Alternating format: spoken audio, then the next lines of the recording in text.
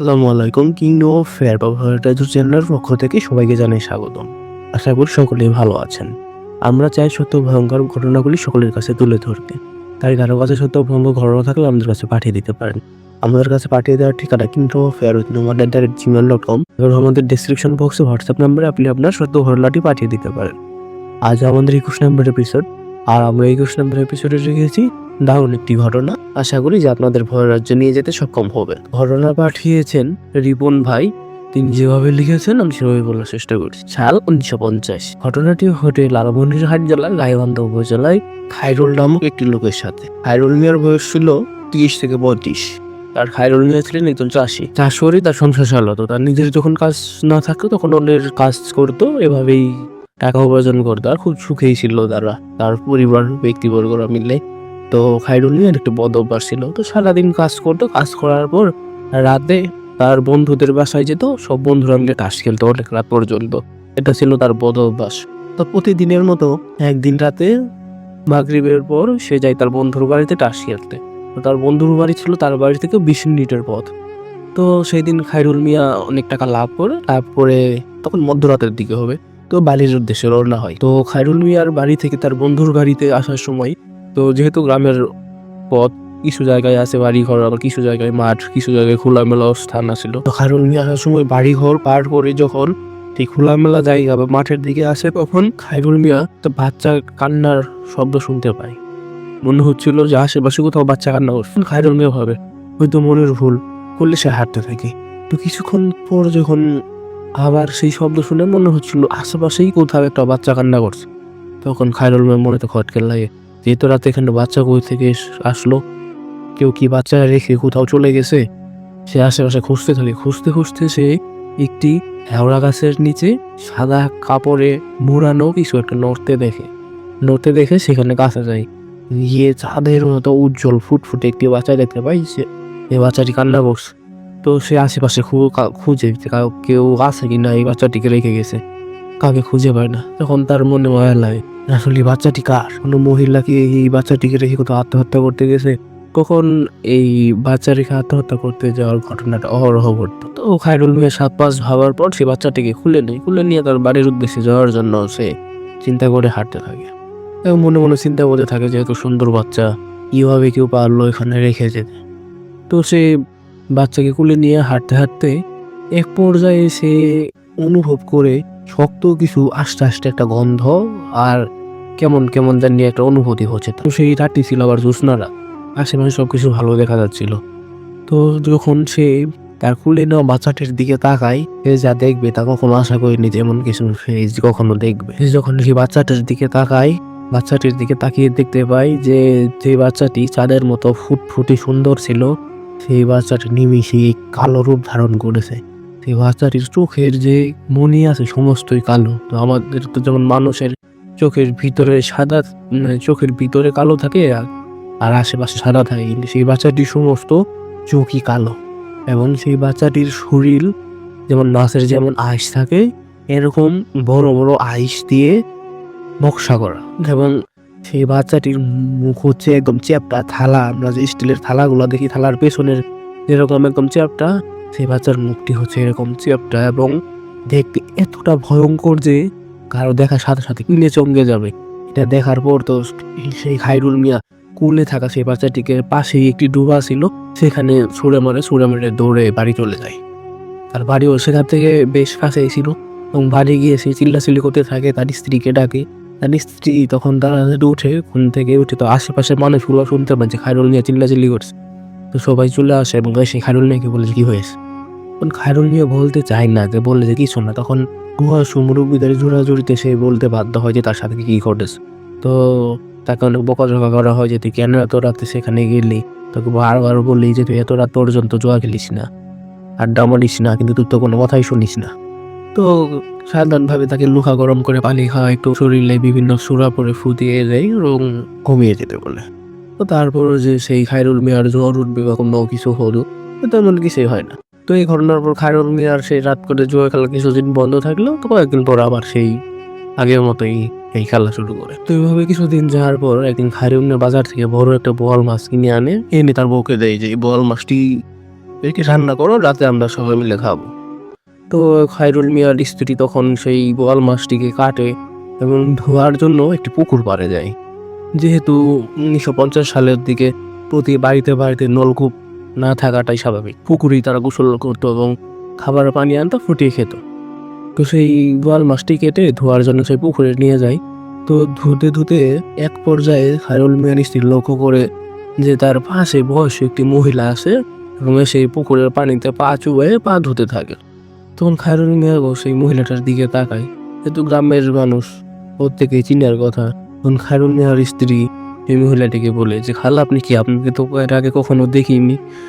তখন সেই মহিলাটি বললে, আমার চিনবে না গো, আমি তোমাদের প্রতিবেশীর আত্মীয়, পারভেজের আত্মীয়। তো খায়রুল মিয়ার স্ত্রী লক্ষ্য করে যে সেই মহিলাটি হয়তো পানের মতো মুখে কিছু চাবাচ্ছে। তো কিছুক্ষণ পর সেই মহিলা পানি থেকে পা তুলে পুলে উঠে দাঁড়ায় এবং উঠে দাঁড়িয়ে মুখে যে পানের মতো কিছু চিবোচ্ছিল সেটার একটা পিচকিরি এই পানিতে সে থুতু নিক্ষেপ করে, তারপর সেই মহিলাটি চলে যায়। তো খায়রুল মিয়ার স্ত্রী মোটামুটি মাছ ধোয়া হয়েছে, আরেকটা ধোয়া দিবে, তখন সে দেখতে পায় যে এই মহিলাটি পিচকিরি ফেলেছে এবং পানিগুলা কেমন যেন কালো হয়ে গেছে। তো খায়রুল মিয়ার স্ত্রী তখন মাছ ধোয় না, বাড়িতে নিয়ে যায়, নিয়ে রান্না বান্না করে খায়রুল মিয়ার সন্তান তার স্ত্রী খায়। তো খাওয়ার একটু পরেই খায়রুল মিয়ার পেটে প্রচন্ড ব্যথা শুরু হয়। আস্তে আস্তে পেটে এতটাই প্রকোপ আকার ধারণ করে যে সে মাটিতে ঘোরাঘুরি পারতে শুরু করে, যে আমার পেট খুব ব্যথা করছে, আমি সহ্য করতে পারছি না। তখন খায়রুল মিয়ার স্ত্রী আশেপাশে ডাকাটাকে শুরু করে যে, কে কোথায় আছেন গো, আমাদের খায়রুলের তো প্রচন্ড পেট ব্যথা, সে কোনোভাবেই সহ্য করতে পারছে না। তো খায়রুল মিয়ার আশেপাশের বাড়িতে চাচারা বা প্রতিবেশীরা ছিল, প্রত্যেকে আসে এবং এসে দেখে খায়রুলের অবস্থা আসলেই খারাপ। তখন তাদের এলাকায় একটি কবির আছে, অসুস্থ হলে ওষুধ দেয় এবং এই জিন রিলেটেড সমস্যাগুলো সমাধান করার চেষ্টা করে। তো তাকে আনা হয়, সে আসে, এসে তাকে পর্যবেক্ষণ করে কিছু পানি পড়া, তেল পড়া এবং কিছু ওষুধ দিয়ে যায়। আগের সে কিছুটা উপকারিতা লাভ করে, তার ব্যথা অনেকটা কমে যায়। তো সেই কবিরাজ বলে যেভাবে 1 সপ্তাহ লাগান ইনশাল্লাহ কমে যাবে। 2-1 দিন একটু কমে যায়, কিন্তু দিনের সময় হয়তো খায়রুল মিয়ার পেট আবার একটু বেশি ব্যথা অনুভূত হয়। এক পর্যায়ে খায়রুল মিয়া কমে যায়, কিন্তু তার স্ত্রী খায়রুল মিয়ার চিন্তায় আর ঘুমায় না। সে মধ্যরাতে শুনতে পায় যে তার বাড়ির পিছনের দিকে একটি ফস ফস শব্দ হচ্ছে এবং শুকনো পাতার উপরে যে কেউ হেঁটে গেলে যেমন শব্দ হয় তেমন শব্দ হচ্ছে। তখন খায়রুল মিয়ার স্ত্রী বলে, হয়তো কোনো বিড়াল টিড়াল বা কুকুর টুকুর হেঁটে যাচ্ছে, এরকম শব্দ করছে। তো সেই শব্দ তেমন পাত্তা না দেয়, খায়রুল মিয়ার স্ত্রী ঘুমিয়ে যায়। পরের দিন সকালবেলা সে বাড়ির পিছনে যায় সেই শুকনো পাতাগুলো আনতে, রান্না করবে ফুটিয়ে। তখন সে এই পাতার পাশে বালু ছিল, বালুতে দেখতে পায় যে মোটা কিছু একটা শেষরে, বালুর উপরে গেলে যেমন বালু ছড়ে যায়, মানে ভিতরে গর্তর দিক মতো হয়, তেমন কিছু হয়েছে, মানে বোঝা যাচ্ছে যে এই দিক দিয়ে কিছু একটা শেষরে গেছে। তো খায়রুল মিয়ার স্ত্রী আর তেমন কোনো কিছু হবে না, পাতা নিয়ে বাড়ি চলে আসে। তো সেদিন রাতের বেলা, মধ্যরাতের দিকেই, তো খায়রুল মিয়ার স্ত্রী টয়লেটে যাবে, কিন্তু খায়রুল মিয়াকে ডাক দেয় না, যে খায়রুল মিয়া তেমনি অসুস্থ। তো সে একাই যায়, একাই গিয়ে আসার সময় সেই শব্দটা সে আবার শুনতে পায়, যে ফসফস শব্দটা। খায়রুল মিয়ার স্ত্রী মনে মনে চিন্তা করে যে বাড়ির পিছনে কি ফস করে, আমি আস্তে দেখবো। তো হাতে হারিকেন ছিল, সে খায়রুল মিয়ার স্ত্রী হারিকেন নিয়ে আস্তে আস্তে বাড়ির পিছনের দিকে যায় এবং গিয়ে যা দেখতে পায় তা তো খায়রুল মিয়ার স্ত্রীর বিলে চমকে যায়। খায়রুল মিয়ার স্ত্রী দেখতে পায় যে মোটা একটা বিশাল বড় সাপের মতো, কিন্তু সমস্ত সাপ না, মনে হচ্ছে যে সামনের টোক, এটি হচ্ছে মানুষের মতো একটা মুখ, 2টা হাত ও অকেজো 2টা পা। অকেজো 2টা পা কেন? সেই সাপের মতো, মানে যেই জিনিসটি দিয়েছে সেটা পা কোনো কাজে লাগছে না, পা দুটো এমনিই ঝুলছে, আর সেই সাপের দেহের উপর ভর করে, মানে এই বাড়ির পিছনে যে ক্ষেত ছিল সেদিকে চলে গেছে। এটা দেখে তো খায়রুল মিয়ার স্ত্রী আল্লাহ গো বলে একটা চিৎকার দিয়েছে। এই চিৎকার শুনে সেই অবয়ব, মানে সেই জিনিসটি খায়রুল মিয়ার স্ত্রীর দিকে তাকায়, তাকে কিছুক্ষণ সেখানে দাঁড়িয়ে থাকে এবং আবার সেদিকে যেতে শুরু করে। তো খায়রুল মিয়ার স্ত্রী তো দৌড়ে বাড়ির ভিতরে চলে আসো, এসে আবার সেই গভীর রাতে সে চিল্লাচিল্লি শুরু করে যে, আল্লাহ, আমি এটা কি দেখলাম, এটা কি ছিল, কেন এসেছিল? তো সেই দিনও এই গভীর রাতেই আশেপাশের মানুষ যারা ছিল প্রত্যেকেই খায়রুল মিয়ার স্ত্রীর কাছে চলে আসে এবং সকালবেলা সেই কবিরাজকে খবর পাঠায়। সেই কবিরাজ আসে, এসে এগুলো শুনে বলে যে তোমাদের কার কার সাথে ওই দিন কি কি ঘটেছে সব বলো। তখন একে সবাই বলে যে যার যার সাথে কি কি ঘটেছে না ঘটেছে। তখন খায়রুল মিয়ার স্ত্রী বলে সেই পুকুরের বিষয়টি।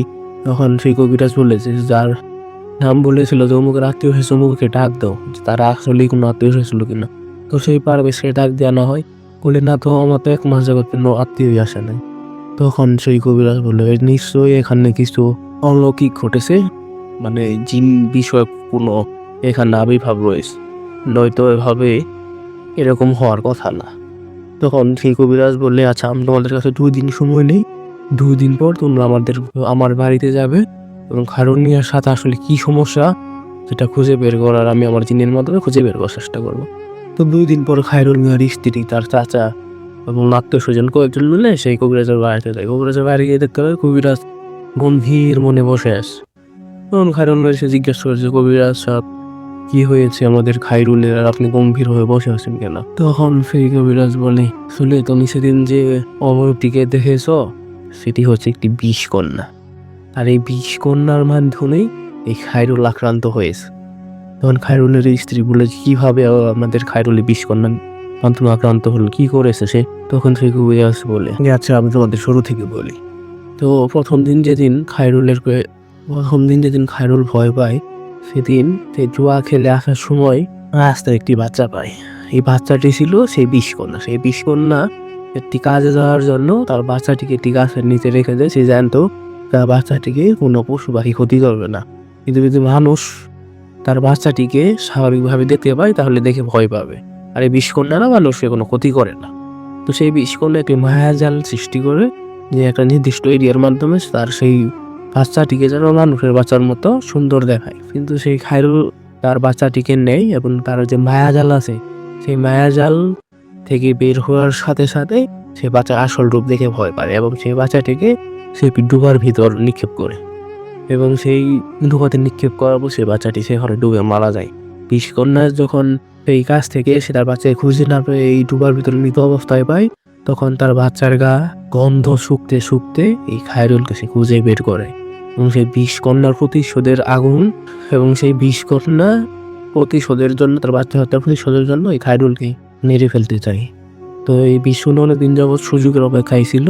তো তোমরা যেদিন মাছ কাটছিলে সেদিন সেই বিষকন্যা কৌশলে এই মাছের ভিতর বিষ ঢুকিয়ে দেয়। এই চাইলে তোমাদের সবাইকে মেরে ফেলতে পারতো, কিন্তু সে লক্ষ্য ছিল একটা শুধু খায়রুলকে হত্যা করা। তাই খায়রুল যে মাছগুলো খাবে সেখানে কৌশলে সে বিষ ঢুকিয়ে দেয় এবং তোমাদের বাড়ির চতুর্পাশে সে নজর রাখবো সবসময়। তাই তুমি সেদিন সেই বিষকন্যাকে দেখতে পেয়ে যাও, কিন্তু সে তোমার কোনো ক্ষতি করে না। এই বিষকন্যার শক্তি সম্পর্কে আমার কোনো ধারণা তেমন নেই। আমার যতটুকু জিন দিয়ে শক্তি আছে বা আমার যতটুকু জানি দিয়ে বিষকন্যার সাথে পূর্ণভাবে পেরে ওঠা সক্ষম নয়, কারণ তার সাথে লাগতে গেলে সে আমার পুরো বংশ নির্বংশ করে দেবে।